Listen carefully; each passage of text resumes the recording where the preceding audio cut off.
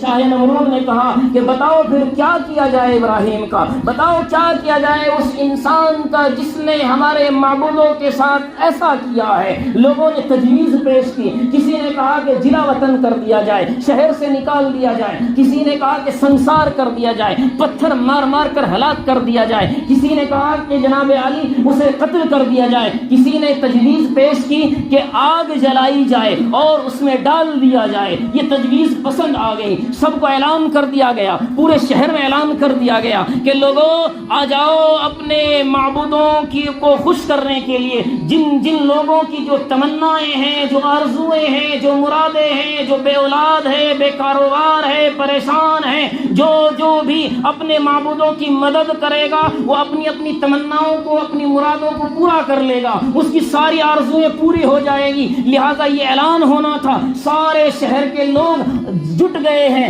آگ لگانے کی کوشش میں، کوئی لکڑی لے کر آ رہا ہے، کوئی کچھ لے کر کے آ رہا ہے تاکہ کیا کیا جائے، ہم اپنے معبودوں کی مدد کریں۔ بتائیے بڑی حیرانی کی بات ہے، معبود کی خالق کی مدد کر رہے ہیں، خالق کی مدد کر رہے ہیں، عقل میں آنے والی بات ہے۔ اعلان کر دیا گیا، لوگ جٹے ہوئے ہیں۔ اب تجویز یہ پیش ہوئی کہ ابراہیم کو آگ میں ڈالا جائے، لیکن آگ کی شعاعیں کیا ہے، آگ کی لپٹیں کیا ہے، آگ کی تپش کیا ہے۔ مفسرین کرام لکھتے ہیں، محدثین کرام لکھتے ہیں کہ وہ آگ کی شعاعیں اتنی بلند تھی کہ آسمان کی بلندی کو چھو رہی تھی۔ فرماتے ہیں کہ اگر کوئی قریب سے آسمان میں بادلوں سے کوئی پرندہ گزر جاتا تو اس آگ کی شعاعوں کی لپٹوں سے وہ وہیں جل کر کے راکھ ہو جایا کرتا تھا، اتنی بلند آگ جلائی گئی۔ فاطمہ چاند مسجد اسلامک چینل کو سبسکرائب کرنا نہ بھولیں۔ ربی الذی یحیی و یمیت قال انا احیی و امیت قال ابراہیم فإن اللہ یأتی بالشمس من المشرق فأت بها من المغرب فبہت الذی کفر واللہ لا یہدی القوم الظالمین۔ وعن انس بن مالک رضی اللہ تعالی عنہ قال جاء رجل إلى رسول الله صلى الله عليه وسلم قال يا خير البرية، فقال رسول الله صلى الله عليه وسلم وذاك إبراهيم عليه الصلاة والسلام۔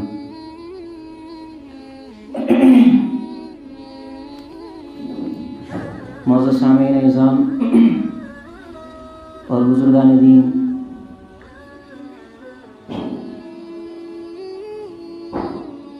انسان کی ہدایت کے لیے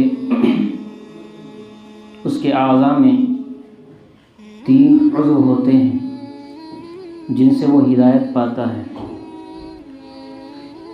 اور ان تینوں پر یوں تو ہر شے پر اللہ کی قدرت ہوتی ہے، لیکن ان تینوں پر اللہ تعالیٰ اگر کسی کے حق میں چاہتا ہے کہ ہدایت ہو تو ان کو ذریعہ بنا دیتا ہے، اور اگر چاہتا ہے کہ ان کے حق میں ہدایت نہ ہو تو اللہ تعالیٰ ان تینوں پر مہر لگا دیتا ہے۔ فرمان باری تعالیٰ ہے ختم اللہ علی قلوبہم وعلی سمعہم وعلی ابصارہم غشاوہ،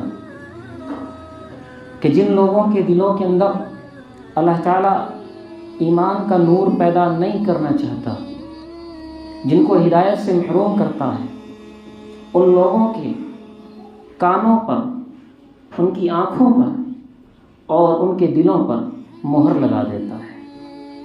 پھر یہ اپنے کانوں سے، اپنی آنکھوں سے اور اپنے دل سے معجزات بھی دیکھ لیں، اللہ کی قدرت کو بھی دیکھ لیں، اس کے باوجود وہ ایمان نہیں لا سکتے، ہدایت پر نہیں آ سکتے۔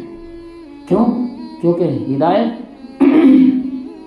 ہدایت اللہ تعالیٰ کی قدرت میں ہے، ہدایت اللہ تعالیٰ کی مٹھی میں ہے۔ اللہ جسے چاہتا ہے اسے ہدایت دیتا ہے اور جسے چاہتا ہے اسے گمراہ کر دیتا ہے۔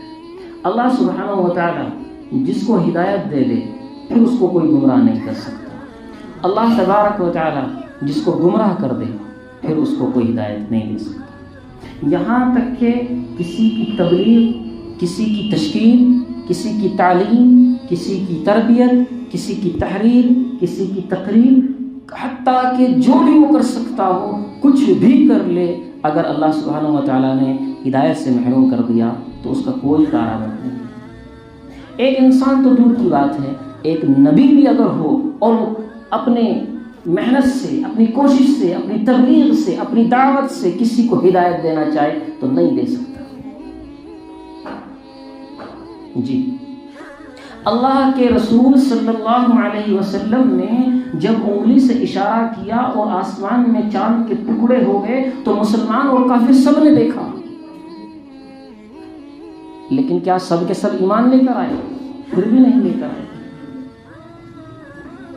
جبکہ وعدہ کیا تھا کہ اگر تم نے چاند کے ٹکڑے کر دیے تو ہم تم پر ایمان لے آئیں گے، لیکن اللہ تبارک و تعالیٰ نے ان کے دل کے اندر ایمان نہیں رکھنا تھا، اس لیے اپنی آنکھوں سے معجزہ دیکھنے کے باوجود بھی ایمان نہیں لائے۔ جی ہاں، حضرت عیسیٰ علیہ السلام سے ان کی قوم یہ کہا کہ اگر آسمان سے دسترخوان اتر جائے تو ہم ایمان لے آئیں گے۔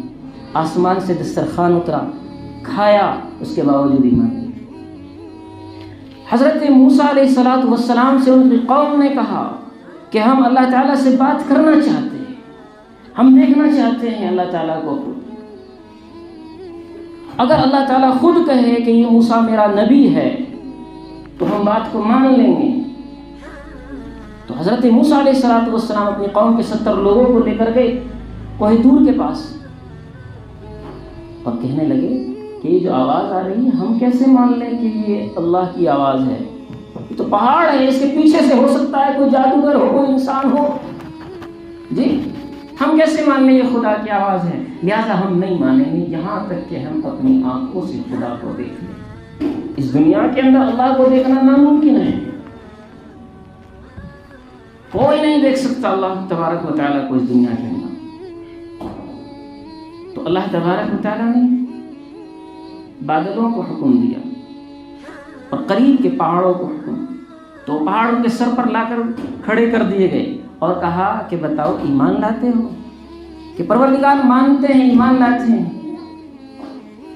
جیسے ان پہاڑوں کو ہٹایا گیا پھر وہ اپنی قوم میں جا کر پھر مرتد ہو گئے، پھر اپنی بات سے مکر گئے، انکار کر گئے۔ پتہ لگا کہ جن کے دلوں پر، جن کی آنکھوں پر، جن کے کانوں پر اللہ تعالیٰ نے مہر لگا دی ہے تو وہ اپنی آنکھوں سے معجزات بھی دیکھ لیں تب بھی وہ ایمان نہیں لا سکتے، تب بھی وہ ایمان نہیں لا سکتے۔ یہاں تک کہ اللہ تبارک و تعالیٰ نے امام الانبیاء سرور کائنات جناب محمد الرسول اللہ صلی اللہ علیہ وسلم کو فرمایا، محبوب انک لا تہدی من احببت، محبوب جسے تم ہدایت دینا چاہو ہدایت نہیں دے سکتے، ولیکن اللہ یہدی من یشاء، لیکن اللہ جسے ہدایت دینا چاہتا ہے اسے ہدایت دیتی ہے۔ تو اگر امام الانبیاء، رسولوں کے رسول، نبیوں کے نبی، تاجدار مدینہ، سرور کائنات بھی ہدایت نہیں دے سکتے تو میں اور آپ ہے کون اور کس کھیت کی مولی ہے؟ ہم کہتے ہیں کہ ہماری تبلیغ سے بڑے بڑے ایمان لے کر آ گئے، بڑے بڑے جو ہے ہدایت پر آ گئے۔ یہ جرت کیسے کر سکتے ہیں زبان نکالنے کی؟ یہ کیسے کہہ سکتے ہیں کہ ہماری ہدایت سے، ہماری تبلیغ سے، ہماری محنت سے فلاں لوگ نمازی بن گئے؟ اللہ فرماتے ہیں انک لا تہدی، محبوب تیری وجہ سے میں نے اس پوری دنیا کو بنایا ہے، لیکن ہدایت تیرے ہاتھ میں نہیں رکھی ہے، ہدایت میرے ہاتھ میں ہے۔ تو بھی اگر چاہے ہدایت دینا تو نہیں دے سکتا۔ بولو، جو پیٹ پر پتھر باندھے اور سروں پر پتھر کھائے، سروں پر کوڑا اور کچرا ڈالا جائے، پھر بھی اس کے باوجود اس کے قدرت میں یہ نہ ہو کہ وہ کسی کو ہدایت دے دے، تو میں اور آپ ہے کون؟ جی ہاں، پتہ لگا ہدایت صرف اور صرف اللہ کی قدرت میں ہے، اللہ کے قبضے میں ہے۔ اللہ جسے چاہتا ہے اسے ہدایت دیتا ہے، جسے توحید کی، وحدانیت کی، الوہیت کی معرفت دینا چاہتا ہے، پہچان دینا چاہتا ہے، تو پھر وہ کیا ہوتا ہے؟ اسے نہ معجزات کی ضرورت پڑتی ہے، نہ اسے مبلغ کی ضرورت پڑتی ہے، نہ اسے تبلیغ والوں کی ضرورت پڑتی ہے۔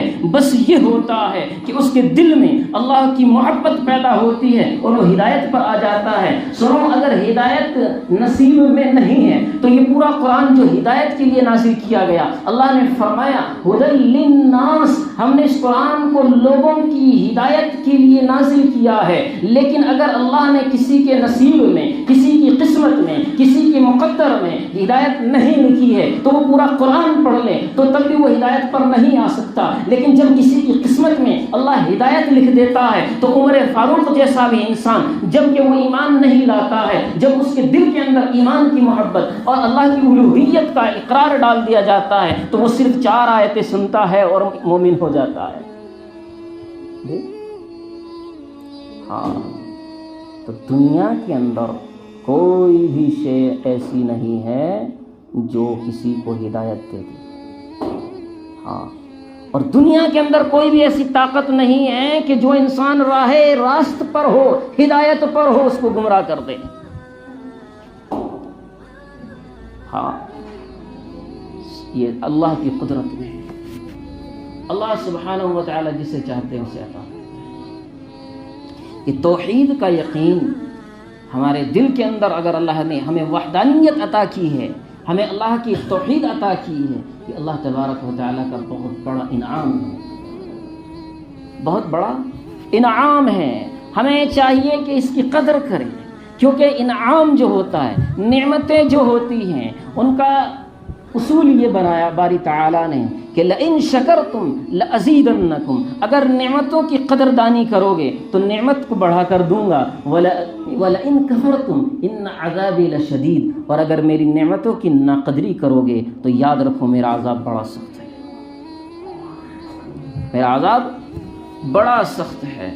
تو توحید ایک بہت بڑی نعمت ہے، اور اس کو سنبھالنے کے لیے، اس کی قدردانی کرنے کے لیے چاہے کسی بھی درجے کی قربانی دینی پڑ جائے، اسے دینا آسان سمجھو اور اپنے لیے فخر سمجھو کہ اللہ نے تمہیں اس کے لیے قبول کیا ہے کہ تمہیں توحید دی ہے۔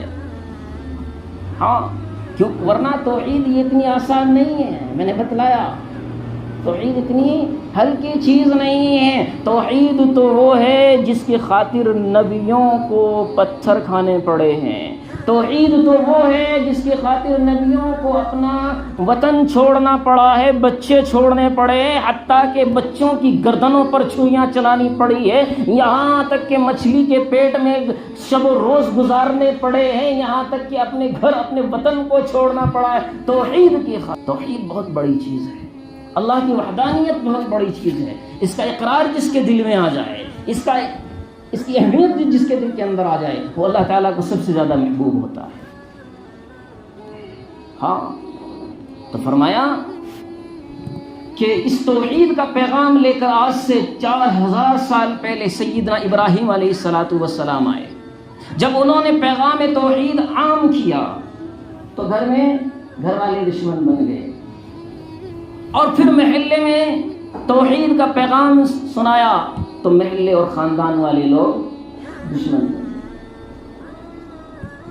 توحید ایسی چیز، انہی لوگوں نے پیغام پہنچایا وقت کے بادشاہ کے پاس کہ یہ وہ انسان ہے جو توحید پرست ہے، جو بادشاہ کی بادشاہی کو الوہیت نہیں سمجھتا، خدا نہیں سمجھتا۔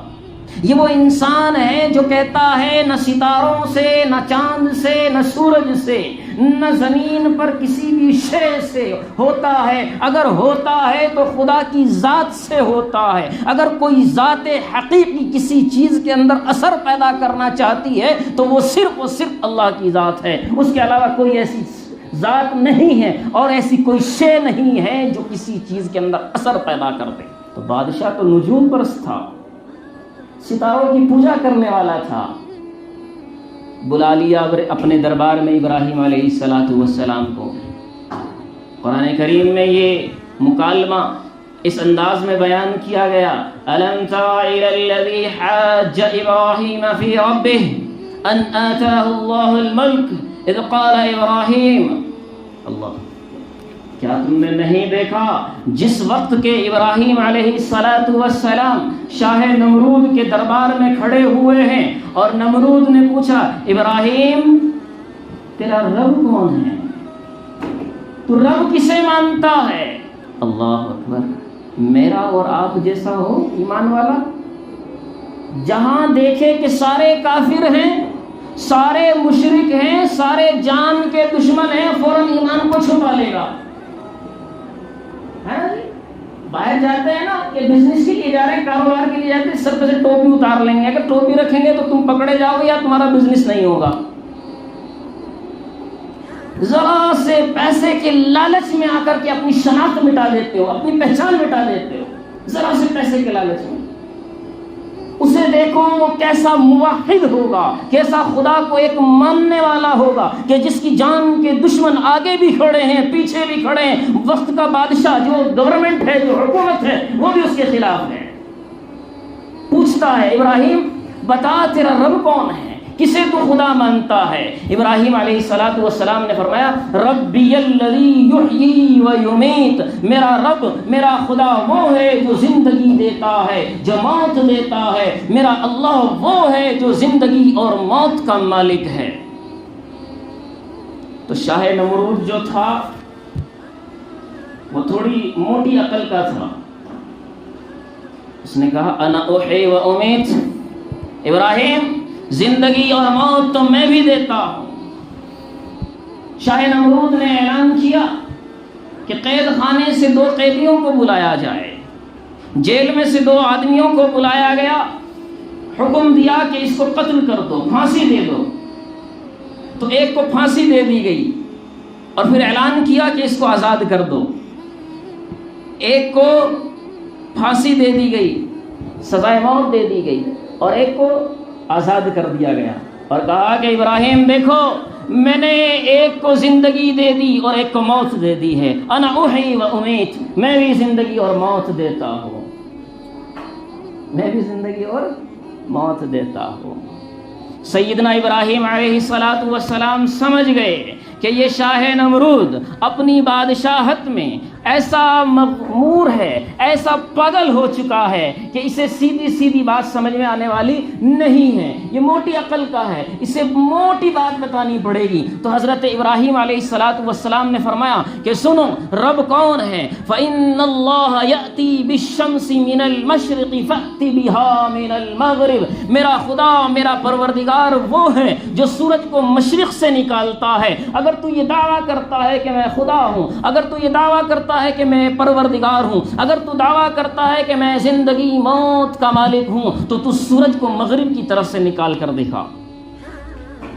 میرا اللہ مشرق سے سورج کو نکالتا ہے اور مغرب میں چھپا دیتا ہے، تو اگر اس بات کا دعویٰ کرتا ہے تو سورج کو مغرب سے نکال کر دکھا اور مشرق میں چھپا کر دکھا۔ فَبُهِتَ الَّذِي كَفَرَ، کیا ہونا تھا؟ کوئی جواب نہیں رہا، موٹی عقل میں موٹی بات سمجھ میں آ گئی۔ میرے عزیز بھائیوں، اگر آپ نے اس بات کو غور سے سنا ہوگا تو آپ کے ذہن میں یہ اشکال پیدا ہوگا کہ ابراہیم علیہ السلام نے فرمایا کہ اللہ سورج کو مشرق سے نکالتا ہے اور مغرب میں چھپا دیتا ہے، تو اگر خدا ہونے کا دعویٰ کرتا ہے تو سورج کو مغرب سے نکال کر دکھا۔ سوال یہ آتا ہے اگر وہ یہ سوال کر لیتا کہ ابراہیم تیرا خدا مشرق سے نکالتا ہے اور مغرب میں چھپا دیتا ہے تو اپنے رب سے کہے کہ وہ سورج کو مغرب سے نکال کر دکھا اور مشرق میں چھپا دے۔ کیا خیال ہے؟ آتا کہ نہیں آتا اس طرح کے سوالات؟ ہاں، یہ کب آتے ہیں؟ یہ جب آتے ہیں جب کہ اسلامی تعلیمات سے دوری ہوتی ہے، جب کہ اللہ کے کلام سے دوری ہوتی ہے، اللہ کے قرآن کو کھول کر نہیں پڑھتے، سمجھتے نہیں، سنتے بھی نہیں ہیں، پھر اس طرح کے اشکالات ذہن کے اندر آتے ہیں، اس طرح کے وساوس پیدا ہوتے ہیں۔ جی اللہ کے کلام کو کھول کر پڑھو، آپ کو ان کے جوابات ملیں گے۔ فرمایا کہ اگر یہ سوال کر لیتا شاہ نمرود کہ تیرا رب سورج کو مشرق سے نکالتا ہے تو وہ مغرب سے نکال کر دکھا، لیکن ایسا اس نے نہیں کیا۔ کیوں ایسا نہیں کیا؟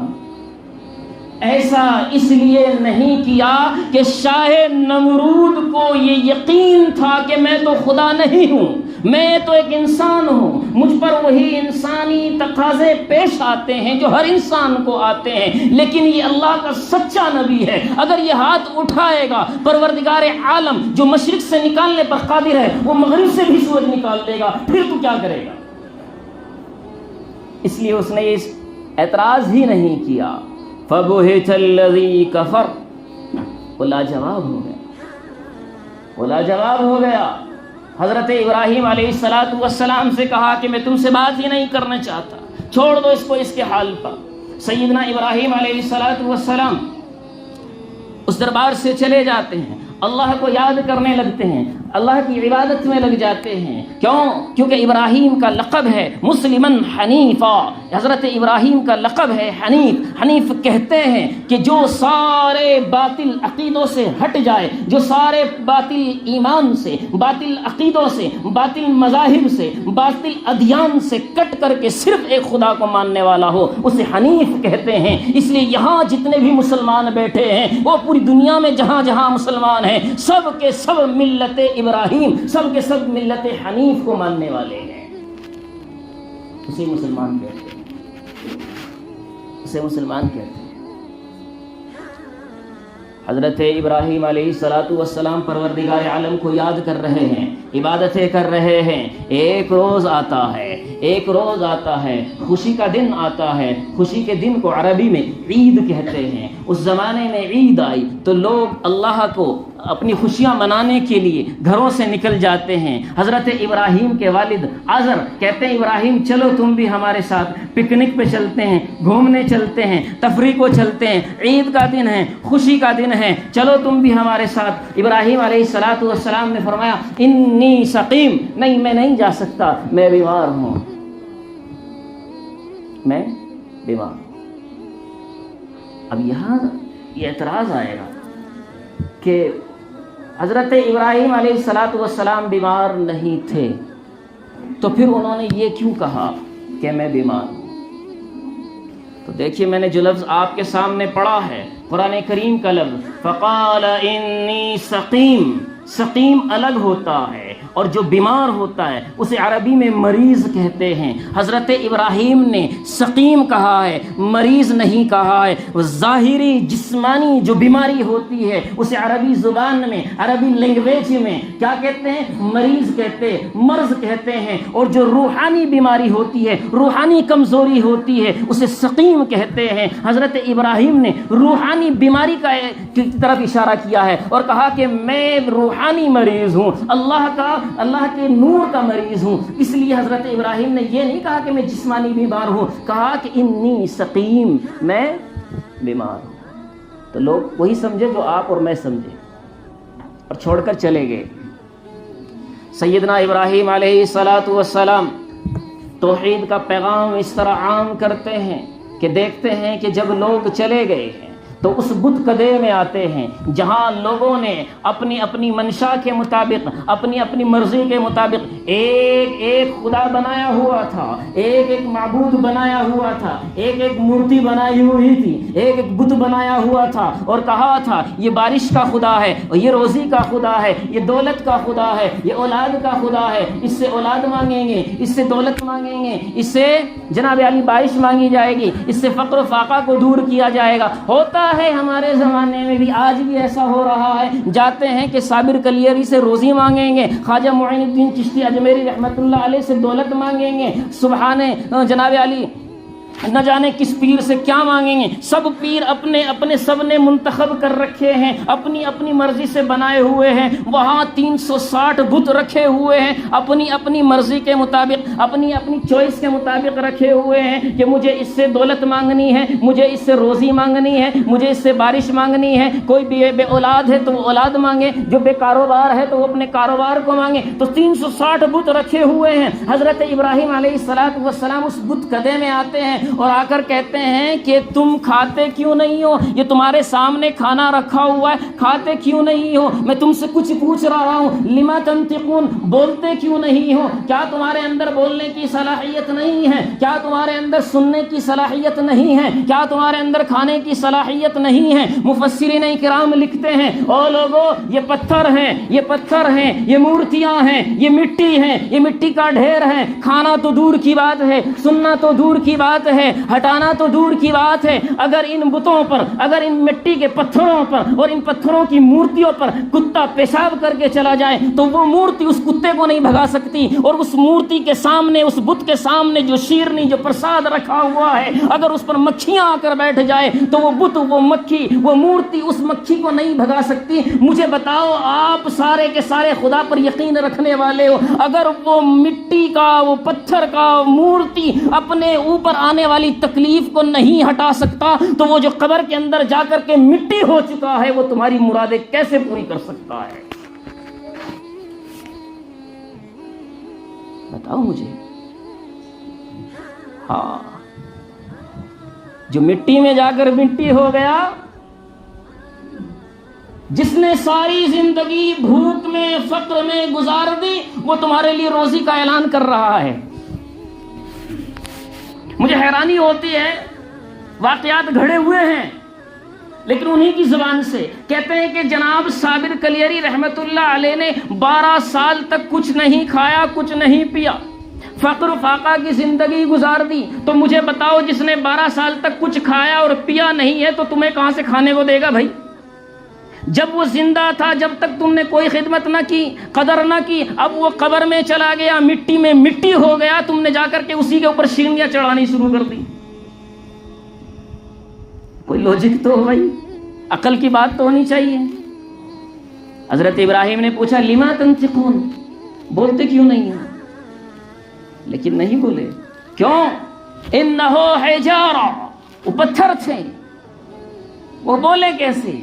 حضرت ابراہیم علیہ السلام کو غصہ آیا، ایک کلہاڑی اٹھائی اور کلہاڑی اٹھا کر کے ان بتوں کو توڑنا شروع کیا۔ کسی کے ہاتھ کاٹ ڈالا، کسی کا پیر توڑ ڈالا، کسی کی گردن کاٹ ڈالی، کسی کے کان کاٹ ڈالا، کسی کی ناک پھوڑ ڈالی۔ اس طرح حضرت ابراہیم علیہ السلام نے اس خانہ کعبہ سے اس سارے بتوں کو صاف کیا اور سارے بتوں کو توڑ ڈالا، لیکن جو سب سے بڑا بت تھا، جو سب کا سردار تھا، اسی کے گردن میں کلہاڑی لٹکا دی۔ وعلقه في عنقه، اسی کی گردن میں کلاڑی لٹکا دی اور آ گئے۔ شام کا وقت ہوا، لوگ اپنی پکنک سے واپس آتے ہیں اور کہتے ہیں کہ چلو اپنے معبودوں کی عبادت کر لی جائے۔ ہمارے مذہب میں اصول الگ ہے، اس مذہب کا اصول الگ تھا۔ ہمارے مذہب میں پہلے خدا کی عبادت ہوتی ہے، اس کے بعد تفریح کے لیے جاتے ہیں، جسے 2 رکعت کیا کہتے ہیں بھائی؟ صلاۃ عید الفطر، صلاۃ عید الاضحیٰ، پہلے پڑھتے ہیں پھر جاتے ہیں گھومنے کے لیے۔ یہ ہمارے مذہب میں ہے۔ اس مذہب میں پہلے گھومنے جاتے تھے، پھر شام کو آ کر کے عبادت کیا کرتے تھے۔ تو شام کو آئے کہ چلو اپنے معبودوں کو خوش کر لیا جائے، اپنے معبودوں کی عبادت کر لی جائے۔ تو دیکھتے کیا ہے، جیسے دروازہ کھلتا ہے تو دیکھتے کیا ہے کہ ایک بت یہاں پڑا ہوا ہے، ایک وہاں پڑا ہوا ہے۔ وہ دیکھ کر کے سارے حیران ہو جاتے ہیں اور کہتے ہیں، من فعل ھذا بآلہتنا، یہ کس نے کیا ہمارے معبودوں کے ساتھ ایسا؟ کون ہے جس نے ہمارے معبودوں کی توہین کی ہے؟ کون ہے جس نے ہمارے معبودوں کی یہ حالت کی ہے؟ لوگ کہنے لگے، قالوا سمعنا فتى يذكرهم يقال له ابراہیم۔ کچھ لوگوں نے کہا کہ سنو سنو، ہم نے ایک آدمی کے بارے میں، ایک نوجوان کے بارے میں سنا ہے جو ان بتوں کو نہیں مانتا ہے، جو کہتا ہے ایک خدا ہے، جو کہتا ہے ان بتوں سے کچھ نہیں ہوتا، جو کہتا ہے کہ یہ پتھر ہے، وہ ایک جس کا نام ابراہیم ہے۔ لوگ سب کے سب اکٹھے ہوئے، سب کے سب جمع ہو کر کے پہنچ گئے ابراہیم کے پاس اور کہتے ہیں، یہ ابراہیم، کیا تم نے ہمارے معبودوں کے ساتھ ایسا کیا؟ کیا تم نے ہمارے معبودوں کو توڑا ہے؟ کیا تم نے ہمارے معبودوں کی توہین کی ہے؟ حضرت ابراہیم علیہ السلام فرماتے ہیں کہ مجھ سے کیوں پوچھتے ہو؟ مجھ سے کیوں پوچھتے ہو؟ قال بل فعله كبيرهم هذا فاسألوهم إن كانوا ينطقون. جاؤ اس بت کدے میں اور جا کر کے ان کا جو سب سے بڑا بت بیٹھا ہوا ہے، جو سب سے بڑا مورتی رکھی ہوئی ہے، اس سے پوچھو اگر وہ بولتے ہوں. تو بھائی ہتھیار جس کے پاس مجرم وہی ہوتا ہے. لیکن ہاں جس کے پاس ہتھیار ملے گا وہی مجرم قرار پائے گا. اب تمہارے سب سے بڑے بت کے گلے میں کلہاڑی لٹکی ہوئی ہے، مطلب یہ ہے کہ اس نے ان سب کی حالت کی ہے. لیکن جانتی قوم تھی کہ یہ پتھر ہے. حضرت ابراہیم نے فرمایا کہ ھذا فاسألوہم ان کانوا ینطقون، جاؤ ذرا ان سے پوچھو. کہنے لگے ابراہیم تم جانتے ہو کہ وہ بولتے نہیں. اب تبلیغ کا انداز دیکھیں، جہاں ضرورت نہیں وہاں تبلیغ نہیں ہوا کرتی. ہم یہاں ایسی جگہ تبلیغ کرتے ہیں جہاں تبلیغ کی توہین ہوتی ہے. حضرت ابراہیم نے اب تبلیغ کی ہے، اب یہ اللہ کا پیغام پہنچایا ہے. جب لوگوں نے کہا ابراہیم تم جانتے ہو یہ بت ہیں، یہ ٹوٹے ہوئے ہیں، یہ پھوٹے ہوئے ہیں، یہ پتھر ہیں، یہ بولتے نہیں ہیں، حضرت ابراہیم نے فرمایا اف لکم ولما تعبدون من دون اللہ. ہلاکت اور بیوقوفی کی بات ہے، تم پھر کیوں پوجا کرتے ہو ان کی جب یہ بولتے نہیں ہیں. ما لا ينفعکم ولا یضرکم شیئا، تمہیں نہ نفع دیتے ہیں نہ نقصان دیتے ہیں، تو پھر تم ان کی پوجا کیوں کرتے ہو؟ تو دماغ کیا ہو گیا؟ ہیک ہو گیا. جواب نہیں بن پڑا. اگر یہ ایسا کرتے تو پوچھ لو، نہیں کرتے تو پھر ان کی پوجا کیوں کرتے؟ ہاں میں نے آپ سے شروع میں عرض کیا تھا کہ پروردگار جس کو ہدایت دینا چاہتا ہے اسے ہدایت ملتی ہے، اور جس کے قسمت میں ہدایت نہیں ہوتی وہ اپنی آنکھوں سے معجزات بھی دیکھ لے تو تب بھی ایمان نہیں لانے والے ہوتے ہیں. انہوں نے دیکھ لیا ہے، عقل میں بات آ گئی ہے کہ ان پتھروں سے، ان بتوں سے، ان مورتیوں سے کچھ نہیں ہوتا، اس کے باوجود ماننے کے لیے تیار نہیں ہے. پہنچ گئے شاہ نمرود سے، نمرود کے پاس پہنچ گئے. اے نمرود تو نجوم کا بادشاہ ہے، تو نجوم کو ماننے والا ہے، اور یہاں تیرے بستی میں، تیرے علاقے میں، تیری بادشاہت میں، تیرے ملک میں یہ ہو رہا ہے کہ تیرے ہی معبودوں کی توہین کی جا رہی ہے. کیسا بادشاہ ہے یہ؟ کیسے ممکن ہے کہ تو خدا کو نہیں مانتا، تو خود خدا ہوئے اور اس کے باوجود تیرے خداؤں کی توہین کی جائے. اس نے شاہ نمرود نے کہا کہ بتاؤ پھر کیا کیا جائے ابراہیم کا، بتاؤ کیا کیا جائے اس انسان کا جس نے ہمارے معبودوں کے ساتھ ایسا کیا ہے. لوگوں نے تجویز پیش کی، کسی نے کہا کہ جلا وطن کر دیا جائے، شہر سے نکال دیا جائے، کسی نے کہا کہ سنسار کر دیا جائے، پتھر مار مار کر ہلاک کر دیا جائے، کسی نے کہا کہ جناب علی اسے قتل کر دیا جائے، کسی نے تجویز پیش کی کہ آگ جلائی جائے اور اس میں ڈال دیا جائے. یہ تجویز پسند آ گئی، سب کو اعلان کر دیا گیا، پورے شہر میں اعلان کر دیا گیا کہ لوگوں آ جاؤ اپنے معبودوں کو خوش کرنے کے لیے. جن جن لوگوں کی جو تمنائیں ہیں، جو آرزویں ہیں، جو مرادیں ہیں، جو بے اولاد ہے، بے کاروبار ہے، پریشان ہے، جو بھی اپنے معبودوں کی مدد کرے گا وہ اپنی اپنی تمناؤں کو، اپنی مرادوں کو پورا کر لے گا، اس کی ساری آرزویں پوری ہو جائے گی. لہذا یہ اعلان ہونا تھا. سارے شہر کے لوگ جٹ گئے ہیں آگ لگانے کی کوشش میں. کوئی لکڑی لے کر آ رہا ہے، کوئی کچھ لے کر کے آ رہا ہے، تاکہ کیا کیا جائے؟ ہم اپنے معبودوں کی مدد کریں. بتائیے بڑی حیرانی کی بات ہے، معبود کی، خالق کی مدد کر رہے ہیں، خالق کی مدد کر رہے ہیں. عقل میں آنے والی بات ہے. اعلان کر دیا گیا، لوگ جٹے ہوئے ہیں. اب تجویز یہ پیش ہوئی کہ ابراہیم کو آگ میں ڈالا جائے، لیکن آگ کی شعاعیں کیا ہے، آگ کی لپٹیں کیا ہے، آگ کی تپش کیا ہے. مفسرین کرام لکھتے ہیں، محدثین کرام لکھتے ہیں کہ وہ آگ کی شعاعیں اتنی بلند تھی کہ آسمان کی بلندی کو چھو رہی تھی. فرماتے ہیں کہ اگر کوئی قریب سے آسمان میں بادلوں سے کوئی پرندہ گزر جاتا تو اس آگ کی شعاعوں کی لپٹوں سے وہ وہیں جل کر کے راکھ ہو جایا کرتا تھا. اتنی بلند آگ جلائی گئی، لیکن اتنی بلند آگ میں ابراہیم کو ڈالے کیسے؟ کیسے ڈالا کیسے جائے، تجویز یہ پیش کی گئی کہ منجبیق بنائی جائے۔ منجبیق آپ نے دیکھا ہوگا بچے جو کھیلتے ہیں، ایک گلیل ہوتی ہے اس طرح سے ہوتی ہے، تو اس کی ایک شکل ہوتی ہے کہ اس میں ابراہیم کو ایک بنگوڑے میں، ایک جھولے میں ابراہیم کو بٹھایا جائے اور اس کو کھینچ کر چھوڑ دیا جائے کہ ابراہیم آگ میں کود جائے گا۔